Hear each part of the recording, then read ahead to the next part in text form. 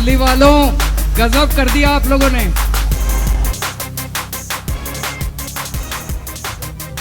आंकड़े भी इस बात की गवाही दे रहे हैं, क्योंकि जिस तरह से दिल्ली की सभी मुस्लिम बहुल सीटों पर बम्पर वोटिंग हुई और एक मुश्त लगभग सारा वोट आम आदमी पार्टी को मिला, इससे पता चलता है कि शाहीन बाग पूरी तरह से आम आदमी पार्टी के साथ था और शाहीन बाग ने चुनाव में आप ही का साथ दिया।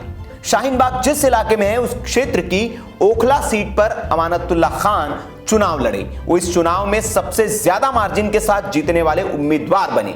अमानतुल्ला ने बीजेपी के ब्रह्म सिंह को 71,827 वोटों के बड़े अंतर से हराया है। चुनाव आयोग के आंकड़ों के मुताबिक अमानतुल्ला खान को 1,30,367 वोट मिले हैं। उनका वोट शेयर 66.03% है, जबकि बीजेपी के ब्रह्म सिंह को 29.65% वोट ही मिले। इस सीट पर कांग्रेस के उम्मीदवार परवेज हाशमी को महज 5,123 वोट मिले। मतलब सारे मुसलमानों ने एक मुश्त आम आदमी पार्टी को वोट किया।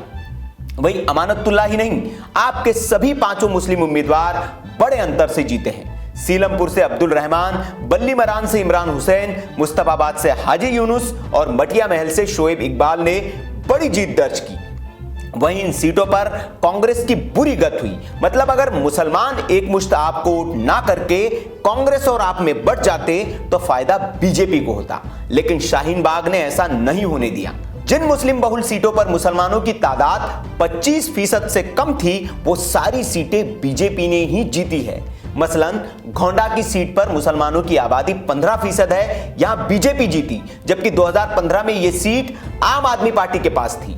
20% मुस्लिम आबादी वाले करावल नगर में भी बीजेपी जीती, जहां भी 2015 में आम आदमी पार्टी जीती थी। गांधीनगर, जहां 22% मुसलमान रहते हैं, वहां भी आम आदमी पार्टी से बीजेपी ने सीट छीनी है। वहीं बदरपुर में भी 15% मुसलमान होने के बावजूद यहां बीजेपी को जीत मिली है। यह सीट भी पिछली बार आम आदमी पार्टी के पास थी।